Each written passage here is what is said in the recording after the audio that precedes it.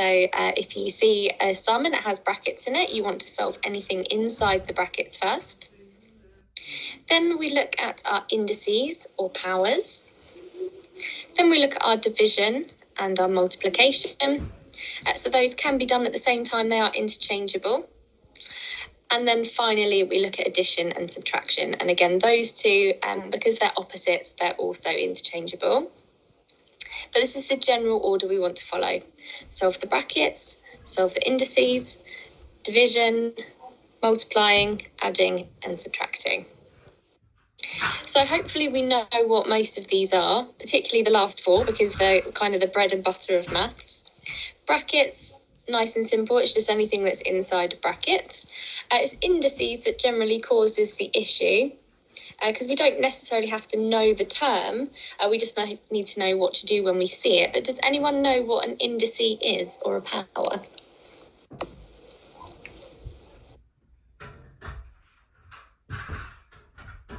Like square, squared, and cuboid, cubed. Yes, good. So what it is we take a number, and if it's being squared, has that little 2 above it, the 2 is the indice, or the power, or the exponent, or the order. Doesn't matter what you call it. You just have to recognise that if it's got the little 2 above it, or the other option is it might have a little 3 above it. Again, 3 is more likely to be at level 2. You won't get anything above a 3. We just need to know what to do with it when we see that little number hanging above another number. And we need to make sure we solve that before we worry about any division, multiplying, adding or subtracting. So again, just to recap it, if we've got 4 squared, or 4 to the power of 2, it doesn't mean 4 times 2, it means 4 times 4. You're timesing that number by itself as many times as your little hovering number. So the same principle with our 4 cubed, or 4 to the power of 3. We're timesing it by itself 3 times. So we do 4 times 4 times 4. 1, 2, 3. So that's all it means. Again, maths, they're just lazy. They don't like writing out the times symbol. So anything that means they don't have to write out the times symbol, they will avoid it. So here, that's why we're using our powers. Okay, let's have a look at some recap questions based on BIDMAS then.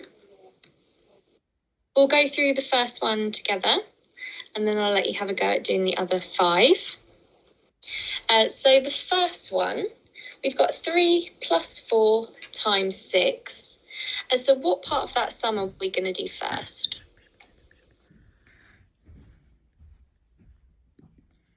We're going to do 4 times 6 first. It's 27. Absolutely. So we're going to do the 4 times 6 bit first, because multiplying comes before adding. So if we do 4 times 6, we should get 24. Then we can do our adding. So now we're doing 3 add 24. So we should get 27. Okay. So I'd like you to have a go at doing the other questions. You can use a calculator if you want to, because this isn't a calculated lesson. It's about the format of what you're doing behind it, the method.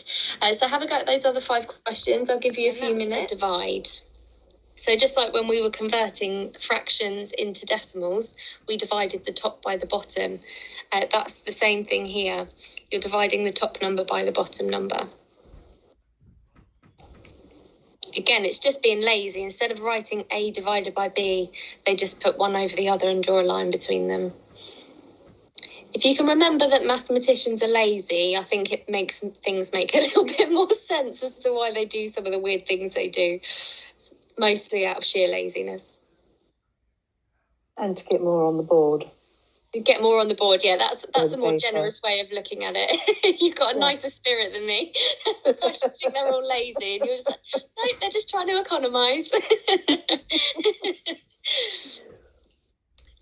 Good, okay, so this next slide looks horrific. I will be very straight with you about that. It looks absolutely awful. There's a lot of information, but we're going to go through things based on what I tell you at our pace. We're not going to go through everything because it's just vile. So we're going to look at this option. Oh, come back. This question here, first of all. So we've got a formula. Using the formula A equals LW, find A when L equals 4 and W equals 3. So what that means is to find A, we're swapping out the letters that we've been given values for those values. So our L is now a 4 and our W is a 3. And what do we need to do with those two numbers? Times. Times them, yeah. Two letters next to each other, we're multiplying them. So what does that mean for A? How much is A? 12. 12, good. This is actually going to be meters squared because this is actually the formula for area of a four-sided shape. Oh. Sneaky, sneaky. A is area, L is length, and W is width. You don't have to know that because we just talk about it as length times width. But if we wanted to write it in a formula way, we would write it as A equals LW. But obviously, when we're learning area, if I gave you that, you'd be like, what are you doing? But if I tell you to find the area of a shape, you do length times width. That makes more sense. It's just that's a quicker way of writing it. That's all it is. That's all formula is about, is writing things quickly.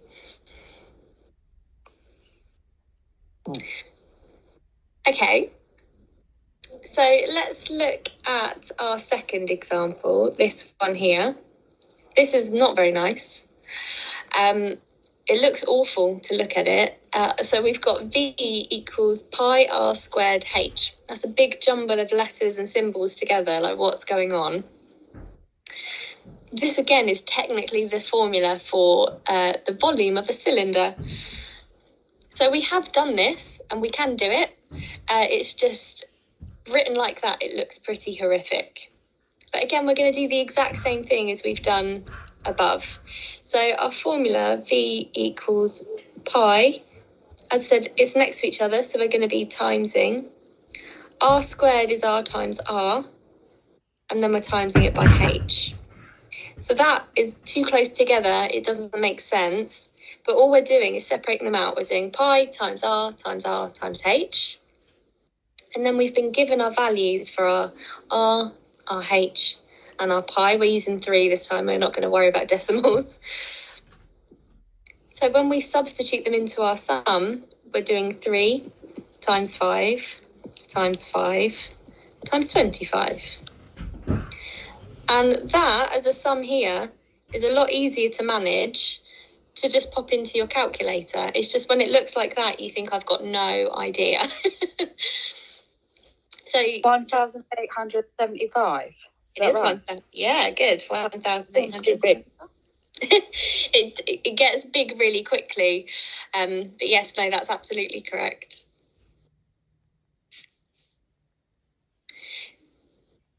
So all you need to think about when you see a formula is, although it looks awful, think about what symbols, what are we doing between? Are we multiplying, are we dividing, are we adding, are we subtracting? And then just swap out your letters for the numbers you've been given. So you just need to read the question and find the numbers you've been given. I'm going to get... No, we need to divide it.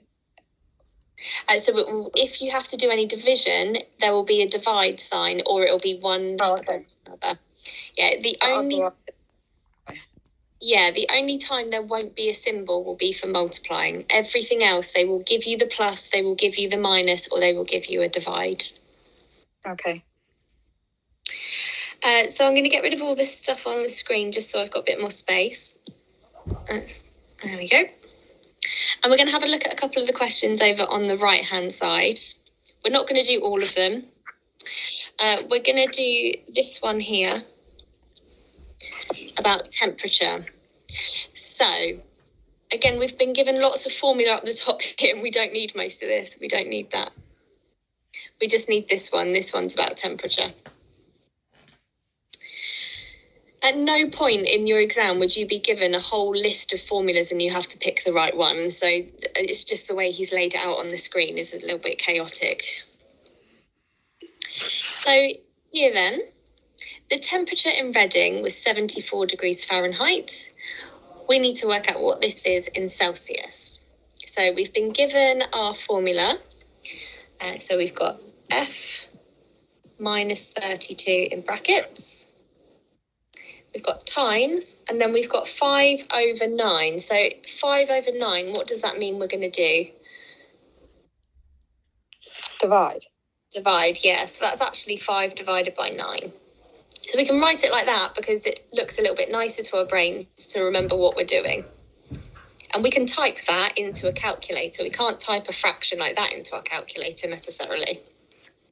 So I think that already makes it feel a little bit more achievable. So what is our value going to be for F then, based on that question 1? 74. Is 74, good. So we've been told our temperature was 74 degrees Fahrenheit, and Fahrenheit is represented by F. So we plug that into our formula. We're doing 74 minus 32 times 5 divided by 9. And now we follow BIDMAS to solve that sum. So what is our temperature in Celsius?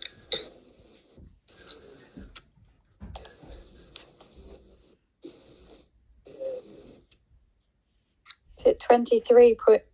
Oh, we're not doing decibels. 23.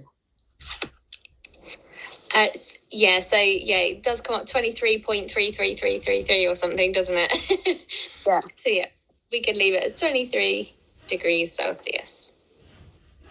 In an exam question, if you do have lots of decimals or something, they will tell you what you need to do in terms of rounding. Obviously, in this practice, it doesn't mention anything, but in an exam question, they will tell you. So yes, you don't need to worry about that. Okay, let's have a look at another example then. This time, we're going to look at this one here. And we can ignore all of that. We just want our printing costs. So it says here, using the printing costs formula above, how much does it cost to print 250 leaflets? So we've got a formula. So C equals 27 plus 0.4 times N. C is our cost in money, that's what we're trying to find out.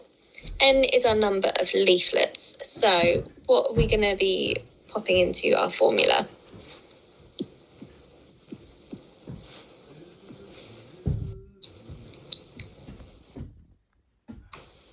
$250. 250, yeah.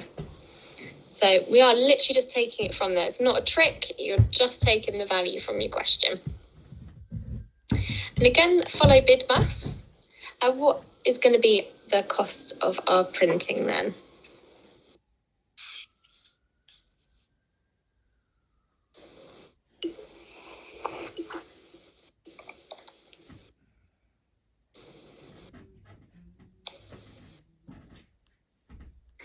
.4 times 250. That should come out as 100, and then we can do our 27 plus 100. So our cost for 250 leaflets will be £127. Okay, let's have a look then if we are doing 1,000 leaflets. So if we're doing 1,000 leaflets, our N is now 1,000. So what will our cost be this time? Time. So distance, speed and time is an example of formula. It's an example of formula that we have to try and remember. Just like remembering how to find the area of a square and the order of BIDMAS, we have to remember the formulas for distance, speed and time. So we use the triangle because it's the nice and easy way to try and tackle all three options. So I will explain it in a second. I will also say, though, that distance, speed and time pretty much never comes up. But again, if I don't go over it, I guarantee it will be in all of your maths papers, which would be horrendous. So it's worth us touching on. I literally can't even find an example of an exam question based on distance, speed and time to put in any PowerPoints. That's how rare it is. But here we are. So you're going to draw out a triangle if you come up with a distance, speed, time question. And you're going to pop the letters in alphabetical order. So D, then S, then T. It's important that your letters are in that order because it changes how we use the formula if they're in the wrong place. Then what you do is you think about the value that you're trying to find. So the first one here, we're going to try and find the distance. And you kind of just hover your finger over the D and hide that to see the rest of the triangle. And then we're left with two letters, S and T, next to each other. So what does it mean in maths if two letters are next to each other? Times. Times, yeah. So that means we're going to times our S and our T together. So distance is speed times time.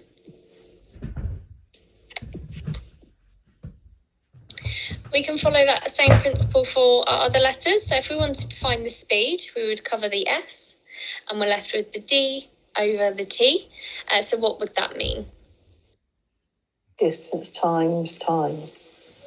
Not Divide? times, divide, yeah. So So one's divide. yeah. Yes, over above. above the other. So it's going to be a divide, distance divided by time.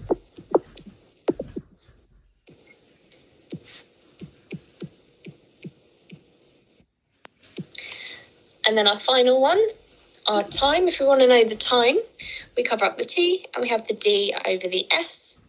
Exactly the same principle. We're dividing again. So to find the time, we do our distance divided by speed.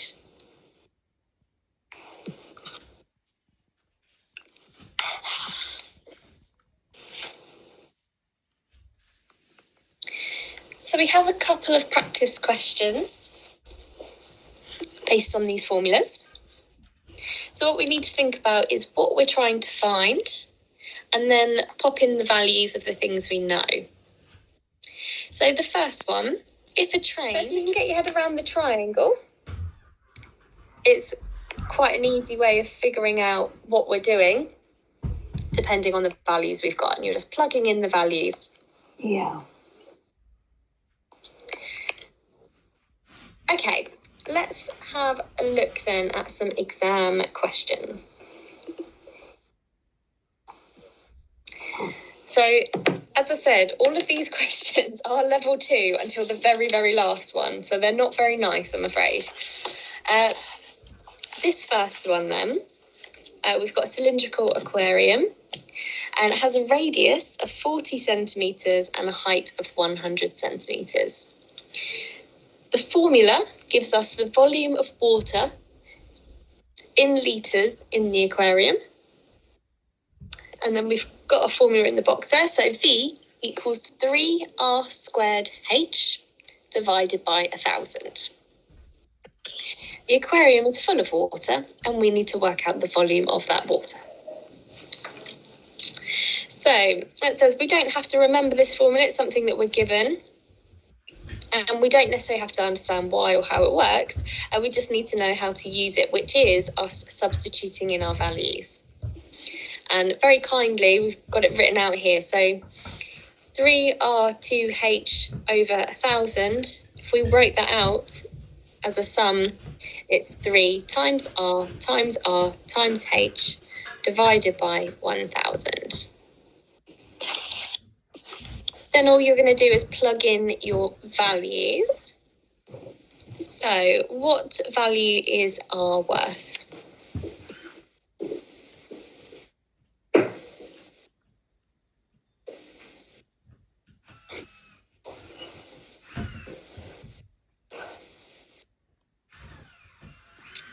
40 times 40. 40, yeah. And which value is H worth? 100. 100, good. So that's the sum that you're actually doing. It's long, but that's a lot simpler to look at than that. So just to clarify for anyone who wasn't sure, we've been given our R and our H, and it says R is our radius in centimetres and H is the height in centimetres. And we can see that both on the diagram, and it's been labelled up here as well. So all the information for your missing values should be in the question.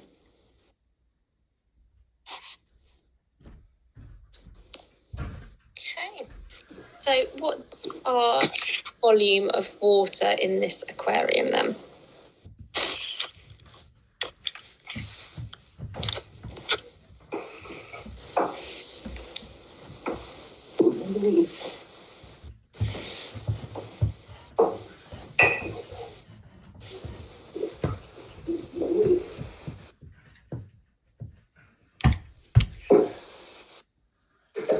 There's no way that mine is right, so I'm going to let someone else guess.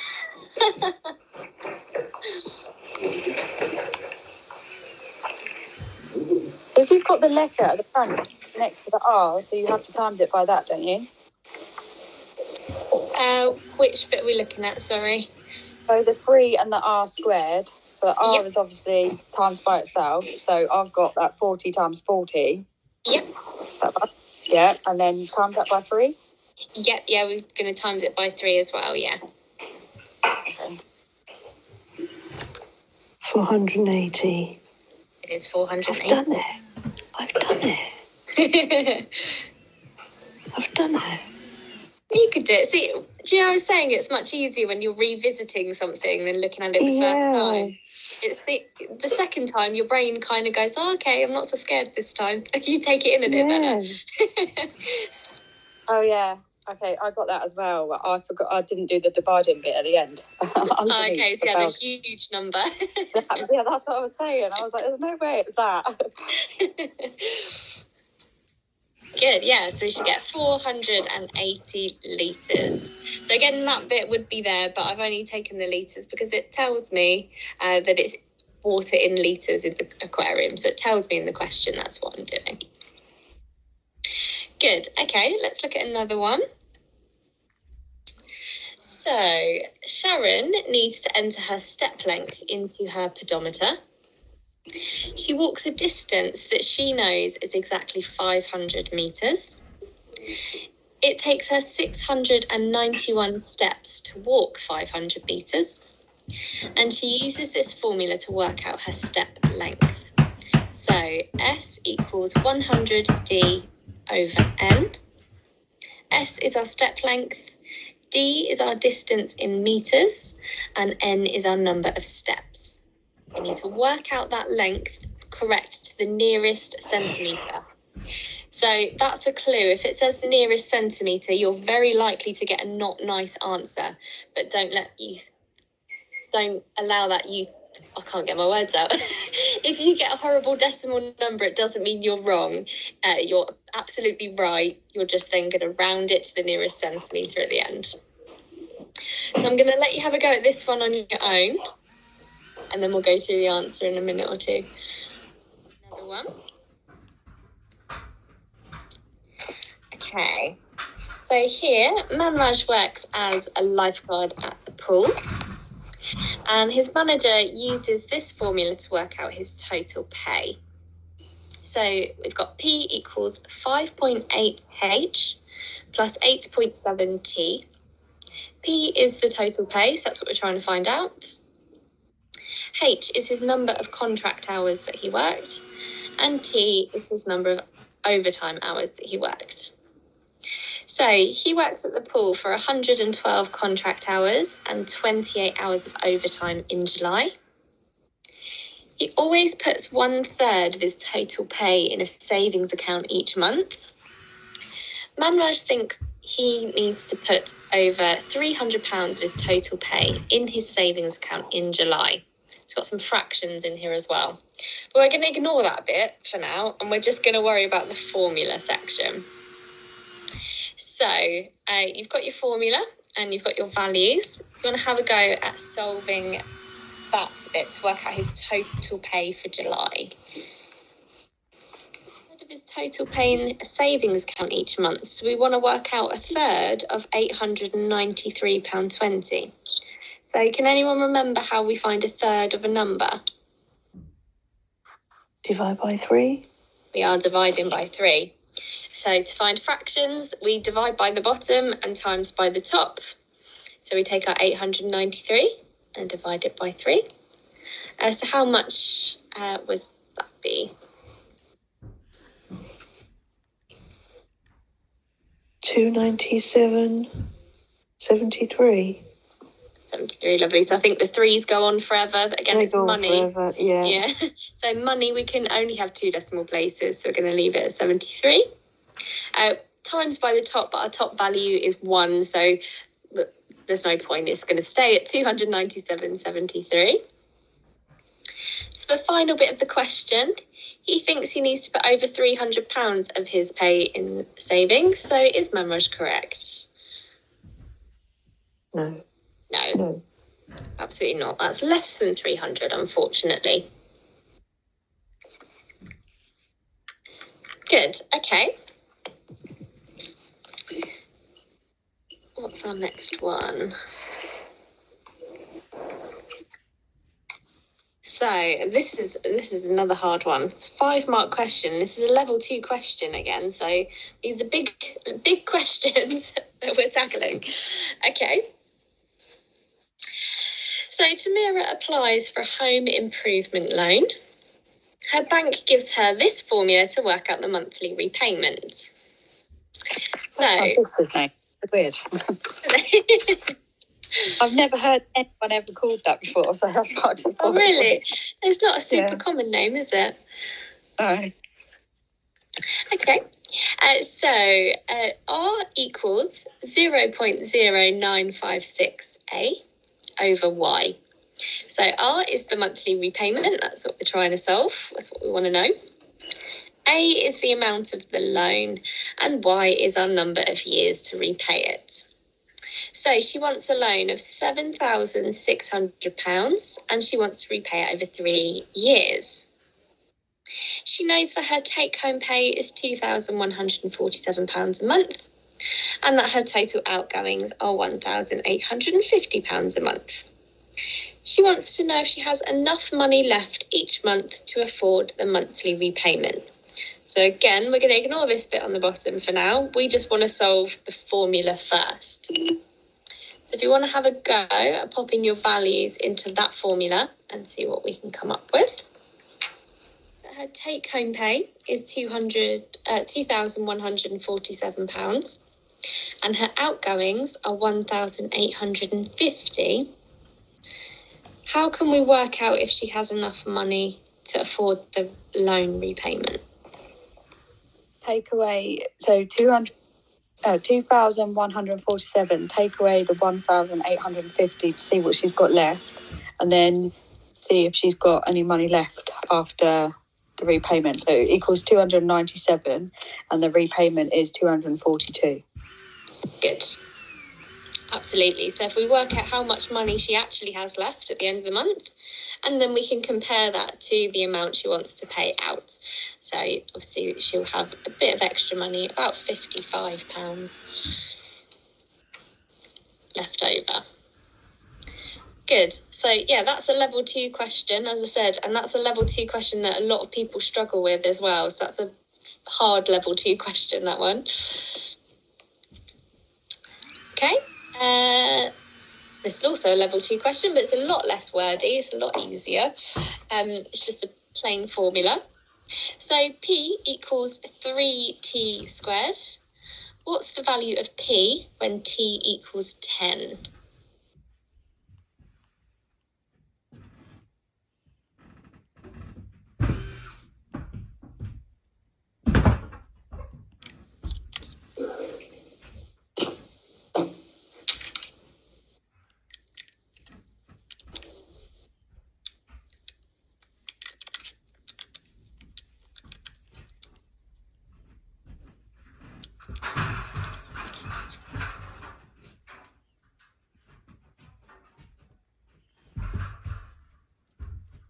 300. 300, I got. Yeah, good. Going to be 300. So we're doing 3 times t, which is 10 squared. Obviously, that is 3 times 10 times 10. We want to do this bit first before, because some people do 3 times 10, which is 30, and then they square that bit, and that's not going to get you the right answer. You need to solve your squared bit first. That's BIDMAS. So doing that bit first, and then obviously 3 times 10 times 10 gives you 300. Lovely. We're not doing that one because we've done that question before. So this is the final question. This is the only example in the entire PowerPoint that is level 1. So this is how you are given formula at level 1. Everything we've been doing with all those letters is level 2 and is horrible and hard. At level 1, they give you these function machines. So this bit here, the little flow chart going across the middle, that is called a function machine. You don't have to remember that, but that is what it is called. So here in this question, Brian will drive his car in Spain, and the speedometer in the car shows the speed in miles per hour only. But he is driving on a road with a speed limit of 100 kilometres per hour. So he wants to find out his kilometres per hour to make sure that he's not speeding, really. He uses this rule to convert to find his speed in miles per hour. So we start with our kilometres per hour. We pop that into our function machine. And then we move to the next step, which is divide by 8. Move to the next step where we multiply by 5. And the final step gives us our miles per hour. So with BIDMAS, obviously we look at it as one big sum. However, in a function machine like this, we need to make sure that we're doing each step individually. It's a step by step. So you want to be pressing equals after each calculation. So Ryan thinks that 70 miles per hour is the same as 100 kilometres per hour. Is he correct? No. So, do you want to have a go at converting your kilometres per hour into miles using that formula and see what we get? Multiply by 8. And that would take you from miles back to kilometres. Good. Okay, so as I say, at level 1, that's the type of formula you'll be faced with. You won't have to worry about 3x plus 7 squared divided by 11 or any of that funky stuff. So will it be like that? So they say it's like kilometres per hour, and then it tells you to divide by 8. Yep, at level 1, that is formula. That's how you do it. Okay. So I could write that in the formula that we've just done. I could say that it would be 5k over 8 equals that would be the formula version of that function machine. As I say, that is obviously much quicker and simpler to write, but in terms of reading it, writing it like the function machine is easier. So that's why at level 1 we do it like this, and then at level 2 it's like, okay, so you've got your head around following the formula, now let's look at it in written formula. That's the principle between the difference. So everything you've done is like a real stretch and challenge lesson. So if you've got your head around all the other formula we've done, that's fantastic. Level 1 will be a breeze. And if you want to do level 2, then you're already getting a head start on it. But if everything else has been horrendous, but you've got this, then that's fine, because this one is level 1. Okay. Cool. Okay, so I said that's the only level 1 bit in the whole PowerPoint, unfortunately, and it's the last slide. That's it, the whole PowerPoint. I know. So what I'm going to do for the rest of the lesson is, well, I'll say what I'm going to do. What I'm getting you guys to do is I'll be sending out a past paper for you to have a go at. So we've done a non-calculator in class. So what I will send you is a calculator paper. And obviously, if you want to use the rest of the lesson time, then that's fine. But ideally, what I would like is you to have a go at getting it completed by your next week's lesson.